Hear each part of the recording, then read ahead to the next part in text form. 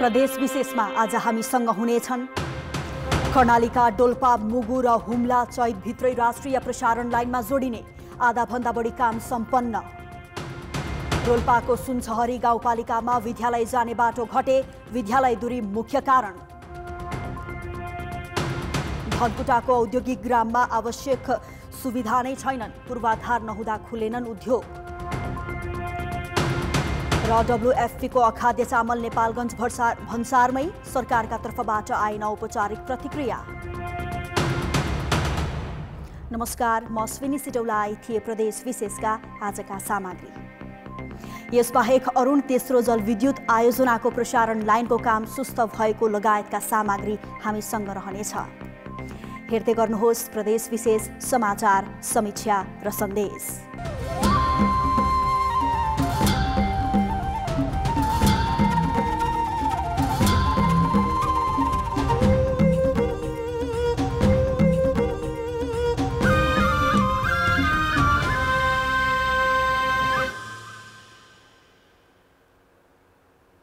सुरुमा प्रदेश संक्षेप।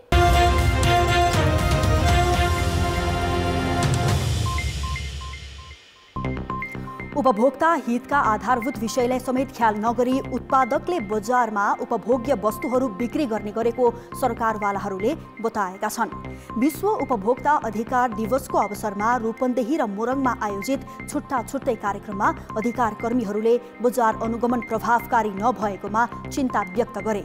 उपभोक्तालाई आकर्षण गर्न बनाइएका विज्ञापनमा समेत निगरानी हुनुपर्ने उनीहरूको भनाइ छ।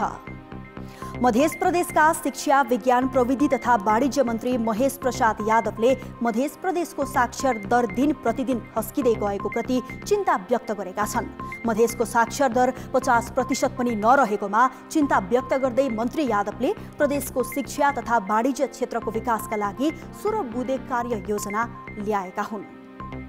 बौद्ध धर्मावलम्बीहरूको बसोबास रहेको धादिङको नेत्रावती डबुजङ गाउँपालिकाको भोटकेनी गुम्बा पुनर्निर्माण सुरु भएको छ। 2072 सालको भूकम्पले क्षति पुर्याएको गुम्बाको भारतीय दूतावासको 5 करोडको लागतमा पुनर्निर्माण सुरु भएको हो।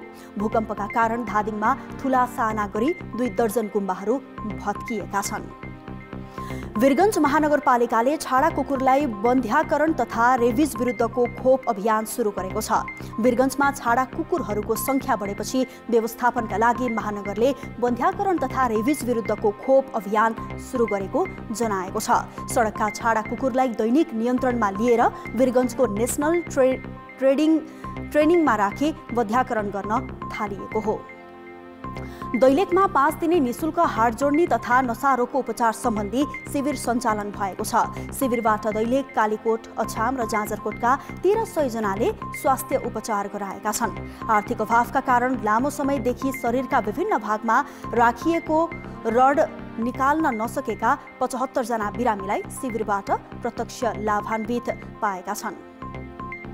कोशी प्रदेश स्तरीय व्हीलचेयर रन प्रतियोगिताको उपाधि विष्णुकान्त चौधरीले जितेका छन्। 15औं अन्तर्राष्ट्रिय व्हीलचेयर दिवसको अवसरमा आयोजित प्रतियोगितामा चौधरीले निर्धारित 800 मिटरको दूरी 242 सेकेन्डमा पूरा गरी उपाधि जितेका हुन्। महिलातर्फ 3 मिनेट 27 सेकेन्डमा दूरी पूरा गरी जानुका तामाङ प्रथम भइन्। प्रतियोगितामा कोशी प्रदेशका 150 जना शारीरिक अशक्तता भएका व्यक्तिहरूको सहभागिता रहेको थियो।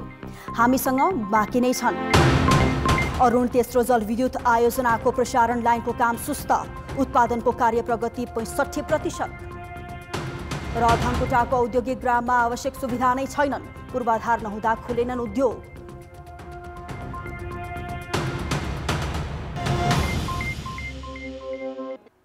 प्रदेश विशेषमा पुनः स्वागत छ।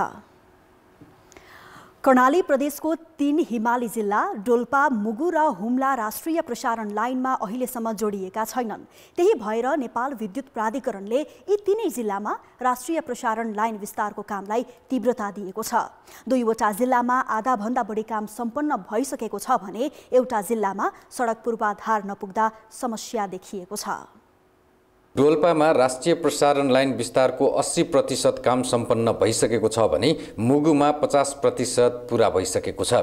आगामी चैत महिनाभित्र डोल्पामा लाइन जडान गरिने नेपाल विद्युत प्राधिकरण कर्णाली प्रदेशले जनाएको छ। 11 केबीमा लाइन चार्ज गरेर डोल्पामा बत्ती बाल्छौँ र हाम्रो त्यतिकै प्रसारण लाइन बनेर त्यहाँ सबस्टेसन बनिसकेपछि त्यो लाइनबाट वितरण भएर त्यो लाइन फिर्ता पनि आउँछ यता हाम्रो रुकुमको माथिल्लो भेगसम्ममा चाहिँ। सबै सामग्री डोल्पा पुगिसकेकाले चैतभित्रै प्रसारण लाइनमा जोडिने प्राधिकरणले जनाएको छ। राष्ट्रिय प्रसारण लाइन विस्तार भएमा डोल्पाका नागरिक विद्युतको पहुँचमा पुग्नेछन्। हिमाली जिल्ला मुगुमा लाइन विस्तारका लागि आवश्यक सामग्री ढुवानी भइरहेको छ।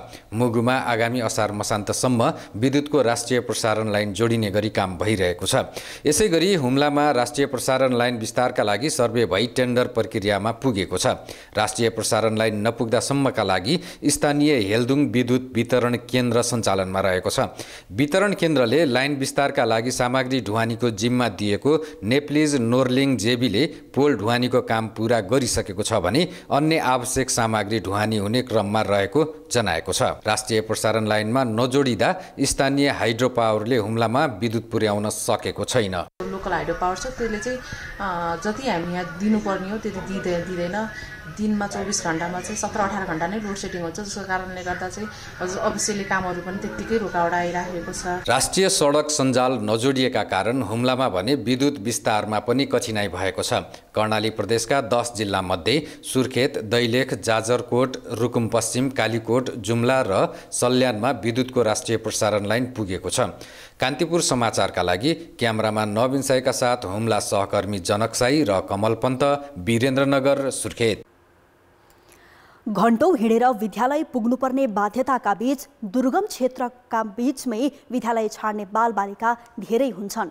रोल्पाको यस्तै दुर्गम गाउँमा पनि यही समस्या छ। विद्यालय टाढा हुँदा धाउन नसकेर बिचैमा छाड्नेको संख्या बढ्दो छ।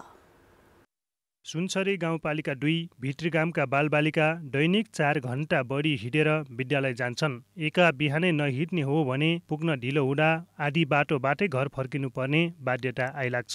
मगर र दलित समुदायको बसोबास रहेको गाउँमा माथिल्लो कक्षा पढ्न विद्यालय छैन। गाउँलेको श्रमदानबाट बनेको विद्यालयमा 5 कक्षासम्म मात्रै पढाइ हुन्छ। 6 कक्षादेखि माथि पढ्न दैनिक घण्टौं हिँडेर विद्यालय जानुपर्ने बाध्यता छ। विद्यालय टाढा भएकैले धेरै अभिभावक 5 कक्षापछि आफ्ना छोराछोरीलाई विद्यालय पठाउँदैनन्। डाला काट्नुपर्छ, गाईलाई घाँस हालिदिनुपर्छ, अनि फेरि भात पकाउनुपर्छ, खाएर फेरि ढिलो हुन्छ। विद्यालय जान 2 घण्टा, आउन 2 घण्टा, 4 घण्टा लाग्छ। भौगोलिक रूपले दुर्गम गाउँका अधिकांश मानिस मौसमी बसाइसराई गर्छन्। कतिपय अभिभावक छोराछोरी साथैमा लगेर रोजगारीका लागि काठमाडौँ, पोखरा लगायतका सहरतिर जाने भएकाले पनि विद्यार्थीको पढाइ बिचैमा छुट्छ। बर्खामा विद्यालय आवजावट गर्न झनै जोखिम छ। भिरबाट खस्ने ढुङ्गाले चोट लाग्ने डर मात्रै नभएर ज्यानै समेत गुमाउनु परेको यथार्थ हो। 5 क्लाससम्म मात्र छ हाम्रो गाउँमा। 5 क्लाससम्म त त्यहीँ पढ्नुहुन्छ।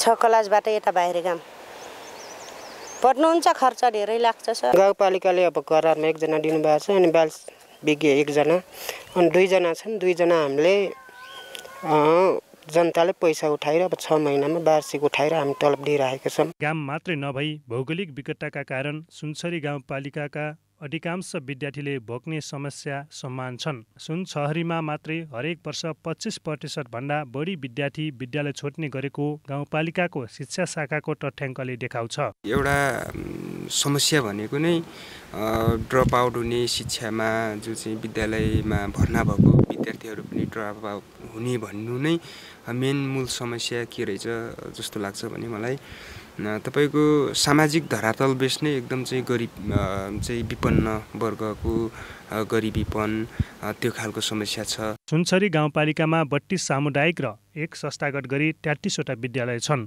सरकारी शिक्षा नीतिमा सहज र सर्वसुलभ तरिकाले जीवन उपयोगी र गुणात्मक शिक्षा पाउनुपर्ने कुरालाई प्राथमिकता दिएको छ भने शिक्षा नेपालको संविधानले प्रत्याभूत गरेको मौलिक हक पनि हो। तर रोल्पाको विकट गाउँको यो वास्तविकताले राज्यको नीतिलाई गिज्जाइरहेको छ। कान्तिपुर समाचारका लागि मिनराज रोका, भित्रीगाम, रोल्पा। लघु, घरेलु र साना उद्योग एकत्रित गरी सञ्चालन गर्न धनकुटाको अमलेटारमा औद्योगिक ग्राम निर्माण गरिएको छ। ग्रामसम्म पुग्ने सडक र आवश्यक भवन पूर्वाधार तयार भएको वर्षौं भइसक्यो, तर व्यवसायका लागि आवश्यक औद्योगिक सुविधा र वातावरण नहुँदा उद्योग स्थापना हुन सकेका छैनन्। धनकुटाको आत्मारामा रहेको अमलेटारमा औद्योगिक ग्राम बनाउन 2039 सालमै 59 रोपनी जग्गा अधिग्रहण गरिएको थियो। त्यस यता पटक पटक गरी यो ठाउँमा सडक र भवन पूर्वाधार निर्माणका लागि 20 करोड रुपियाँ भन्दा बढी लगानी भइसकेको छ। 52 मध्ये 27 वटा व्यापारिक भवन 3 वर्ष अघि नै तयार भइसकेका छन्। अब बन्नुपर्ने 25 मध्ये केही भवन निर्माणाधीन छन्। तयार पारिएका भवनमा उद्योग सञ्चालन गर्दै जाने नीति हो, तर अहिलेसम्म उद्योग सञ्चालनमा आएका छैनन्। औद्योगिक ग्राममा उद्योग खोल्ने उद्यमीहरूलाई उहाँहरूको आवश्यकताका आधारमा बढीमा 10 लाखसम्मको मेसिन औजार हस्तान्तरण गर्ने कार्यक्रम ल्याएको छौँ। त्यो अब पोहोर पनि थियो र हाल पनि अब अहिले पनि नयाँ जाने उद्यमीहरूलाई त्यो सुविधा उपलब्ध गराइनेछ। ग्राममा उद्योग सञ्चालनका लागि घरेलु कार्यालयले पटक पटक मागेको प्रस्तावमा जम्मा 26 जना उद्यमीको निवेदन परेको छ। ग्राममा औद्योगिक उत्पादनका लागि 5 जनाले सम्झौता गरेका छन्, तर उत्पादन थालेका छैनन्। त्यसको पनि साधारण पनि चाहियो। त्यहाँदेखि माल बजार मार्केटमा ल्याउँदाखेरि हामी अब बजारमा बस्दाखेरि तुणकेतु यहीँको यहीँ झोलामा पनि पुर्याएर राखिरहेका छौँ। त्यहाँ त टाढा छ नि, अलिकति धेरै कुराहरू टाढा छ नि त। अब जस्तो अब झोलामा बोकेर आउन सकिँदैन त्यत्रो टाढा बजारमा, त्यो पनि अप्ठ्यारो छ। ग्राममा उद्योग सञ्चालन गर्न चाहनेलाई घरेलु कार्यालय मार्फत 10 लाख रुपियाँसम्मको प्रविधि सहयोग दिने नीति छ, तर पनि यो ठाउँमा आएर उद्यम गर्न व्यवसायीहरू तयार छैनन्। ग्राममा भवन पूर्वाधार बने पनि कच्चा पदार्थ आयात, तयारी मालवस्तु निर्यात, लगानी, उत्पादन, रोजगारी, सम्भावित बजार व्यवस्था जस्ता औद्योगिक सुविधा र वातावरण तयार नभएको गुनासो व्यवसायीहरूले गर्दै आएका छन्। कान्तिपुर समाचारका लागि विनोद घिमिरे, धनकुटा। प्रदेश विशेषमा पुनः स्वागत छ। कर्णाली र सुदूरपश्चिम प्रदेशका हिमाली तथा पहाडी जिल्ला खाद्य सङ्कट र कुपोषणको समस्याबाट मुक्त हुन सकेका छैनन्। खाद्य सुरक्षाका लागि विभिन्न अन्तर्राष्ट्रिय संस्थाले सहयोग गर्दै आएका छन्। ती मध्येकै विश्व खाद्य कार्यक्रम 45 वर्षदेखि नेपालमा कार्यरत छ। सरकारले पनि कर्णाली र सुदूरपश्चिम प्रदेशमा सहुलियत दरमा चामल उपलब्ध गराउँदै आएको छ। कृषि तथा पशुपन्छी विकास मन्त्रालय र केन्द्रीय तथ्याङ्क विभागले 4 वर्ष अघि गरेको अध्ययन र सर्वेक्षण अनुसार कर्णाली प्रदेशका करिब 7% जनसङ्ख्या कम्तीमा एक दिन भोकै बस्न बाध्य छन्। त्यति बेला कर्णालीका करिब 1708 घरधुरीमा सर्वेक्षण गरिएको थियो। 2068 को जनगणना अनुसार कर्णालीको जनसङ्ख्या 16,23,602 छ। तीमध्ये 1,13,652 सर्वसाधारण कम्तीमा एक दिन भोकै बस्न विवश छन् भने 28% अर्थात् 8,40,000 जनसङ्ख्या खाद्य जोखिममा छन्। खाद्य जोखिमको यही अवस्थालाई ध्यानमा राखेर विश्व खाद्य कार्यक्रमले नेपालमा 45 वर्षदेखि खाद्यान्न सहयोग गर्दै आएको छ। तर माघ 15 गते विश्व खाद्य कार्यक्रमले इटलीबाट ल्याएको 54,000 किलो चामल कुहिएको भेटिएको थियो। अखाद्य चामलका 3 कन्टेनर माघ 15 गतेदेखि नेपालगञ्ज भन्सारमा रोकिएका छन्। अखाद्य चामल फेला परेपछि उपभोक्ता हितको संरक्षणमा उदासीन हुन नहुने भन्दै राष्ट्रिय मानव अधिकार आयोगले सरकारको ध्यानआकर्षण गराएको छ। आधारभूत आवश्यकताको विषयमा घाँसबास र कपासको कुरा हुन्छ। हामीले कुपोषणको कुरालाई पनि प्रमुख प्राथमिकताको विषयमा मानव अधिकारको दृष्टिकोणले हेर्नुपर्ने हुन्छ। त्यसमा पोषण कुराहरू खानुपर्ने हुन्छ र अखाद्य हामीले जानी अखाद्य चिजहरू खानु खुवाउनु भनेको मानव अधिकारको गम्भीर उल्लङ्घनको विषयमा जान्छ। विश्व खाद्य कार्यक्रम जस्तो पुरानो सहयोगी अन्तर्राष्ट्रिय संस्थाको अखाद्य चामल फिर्ता पठाएर गुणस्तरीय चामल ल्याउन लगाउन सरकारले पहल गर्नुपर्ने मानव अधिकारवादीहरूले बताएका छन्। यसलाई कतिपय अवस्थामा हामी अपराधको श्रेणीमा पनि राख्न सक्छौँ। त्यो काम गरेको हरूमाथि आवश्यक कारबाही गर्नुपर्छ र अब आइन्दा यो कुरो नहुने सुनिश्चितता चाहिँ प्रदान गर्नुपर्छ। विश्व खाद्य कार्यक्रम अन्तर्गत पनि केही चामलहरू चाहिँ आयात भएको देखिन्छ र आयात भइसकेपछि त्यसलाई चाहिँ हामीले खाद्य परीक्षणको लागि चाहिँ खाद्य अफिसमा पठाएका थियौँ र त्यहाँबाट यो आयात गर्न अयोग्य भन्ने किसिमको रिपोर्ट आएको देखिन्छ, जसका कारण चाहिँ हामी त्यसलाई चाहिँ पास गर्न चाहिँ सकेको अवस्था छैन। नेपालगञ्ज भन्सार कार्यालयले गुणस्तरहीन चामल फिर्ता नलगे भन्सार ऐन तथा नियमावली अनुसार नष्ट गर्ने जनाएको छ। विश्व खाद्य कार्यक्रमको नेपाल स्थित अधिकारीले भने यस विषयमा अहिलेसम्म कुनै औपचारिक प्रतिक्रिया जनाएका छैनन्। कान्तिपुर समाचारका लागि सविता जेसीका साथ जे पाण्डे, नेपालगञ्ज, बाँके। सङ्खुवा सभामा निर्माणाधीन 900 मेगावाट क्षमताको अरुण तेस्रो जलविद्युत आयोजनाको प्रसारण लाइनको प्रगति सुस्त छ। बिजुली उत्पादनको कार्य प्रगति 65% हाराहारीमा सकिए पनि प्रसारण लाइन निर्माणको काम भने करिब 15% मात्रै सकिएको छ। मुआवजा लगायतको विवादले अरुण तेस्रोको प्रसारण लाइनको काममा ढिलाइ भएको हो। तत्काल मुआवजा विवाद नसुल्झिए आयोजनाको बिजुली उत्पादन हुने बेलासम्म पनि प्रसारण लाइनको संरचना तयार नहुने लगानी बोर्डले जनाएको छ। अरुण तेस्रो आयोजनाको बिजुली भारत पुर्याउने प्रसारण लाइन यही नै हो। भारतीय कम्पनी सतलज जलविद्युत निगमको सहायक कम्पनीका रूपमा सतलज अरुण 3 पावर डेभलपमेन्ट कम्पनीले आयोजना बनाइरहेको छ। आयोजनासँगै प्रसारण लाइनको काम पनि यही कम्पनीले गरिरहेको छ। आगामी वैशाखसम्ममा विवाद सुल्झिए बाँकी 8 महिनामा प्रसारण लाइनको काम सकिने बोर्डले बताएको छ। 400 केभीको प्रसारण लाइनमा आयोजना स्थल सङ्खुवा सभाको दिदिङदेखि भारतको सीतामढीसम्म 253 किलोमिटर दूरीको छ। सङ्खुवा सभा भोजपुर, खोटाङ, उदयपुर, सिराहा, धनुषा र महोत्तरी हुँदै जाने उक्त प्रसारण लाइनमा 597 वटा टावर निर्माण गर्नुपर्नेमा हालसम्म 261 वटा मात्रै बनेका छन्। अन्तर्राष्ट्रिय ख्याति कमाएका खेलाडी समेत जीवनस्तर सुधार्न नसकेपछि खेल क्षेत्रबाट पलायन भइरहेका छन्। खेलेर गुजारा नहुने देखेर कतिपय खेलाडी विदेशिएका छन् भने कतिपयले खेल जीवनबाट अवकाश लिइरहेका छन्। तर वीरगञ्जमा भने शारीरिक सुगठनका खेलाडीले खेलमा भविष्य मात्रै खोजिरहेका छैनन्, आम्दानीको स्रोत बनाउन सफल पनि भएका छन्। मिस्टर वीरगञ्ज 2016 का स्वर्ण पदक विजेताका साथै 2016 मै मिस्टर बुल्स, धर्मश्री जस्ता प्रतियोगितामा कांस्य पदक समेत हात पारेका करण यादवले वीरगञ्जको गहवामाई चोकमा public fitness centre gym club स्थापना गरेका छन्। उपाधि जितेपछि सामाजिक सञ्जालबाट बधाईको ओहिरो आउने तर खेल क्षेत्र र खेलाडीलाई सहयोग गर्न कोही पनि अघि नसर्ने तीतो अनुभव यादवसँग छ। त्यसैले सक्रिय खेलाडी जीवनपछि आर्थिक सङ्कट नहोस् र शारीरिक सुगठन क्षेत्रमा आफ्नो भविष्य बनाउन चाहने युवालाई अभ्यास गर्न सजिलो होस् भनेर आफूले जिमखाना स्थापना गरेको उनी बताउँछन्। यहाँको स्थानीय सरकार, केन्द्र सरकारले यो फिल्डमा अब अहिले पनि रुचि हेरान भने विगतको दिनमा यो मध्य प्रदेशमा यो खेल मरेर जान्छ, हराएर जान्छ। वीरगञ्जमा पछिल्लो समय जिम क्लब खुल्ने लहर बढे पनि शारीरिक सुगठनका प्रतियोगिता गरी खेलाडी उत्पादनमा खेल क्षेत्रका सरोकारवालाको ध्यान नगएको गुनासो खेलाडीहरूको छ। तर यसैमा भविष्य देख्ने खेलाडीहरूका लागि फिटनेस क्लब विकल्प बनेको छ। सरकारले चाहिँ हामीलाई यतिसम्म गरिदियो हुन्थ्यो कि हामीले मेडल जितेर ल्याउँछौँ नि, यसो सान्त्वना पुरस्कार हैन दिदियो भने राम्रो हुन्थ्यो, अझ हाम्रो मनोबल बढ्थ्यो। अन्तर्राष्ट्रिय सहभागिता र उपाधिका हिसाबले अन्य खेलको तुलनामा नेपालले छोटो समयमै शारीरिक सुगठनमा आशा लाग्दो उपलब्धि हात पारेको छ। बारा र पर्सा क्षेत्रमै 1000 भन्दा बढी खेलाडी छन्, जसमध्ये 35 जना त मेडलकै दावेदारी गर्नेहरू छन्।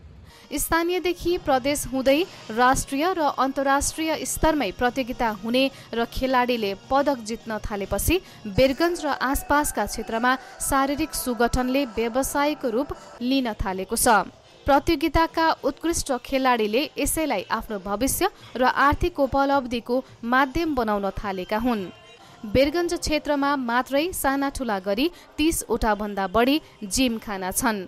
तर खेलाडीले पर्याप्त प्रतिस्पर्धा गर्ने गरी खेलकुदका प्रतियोगिताहरू आयोजना किन हुन सकेका छैनन् त? अहिलेसम्म त गरेको छैन राज्यले कुनै पनि उनले।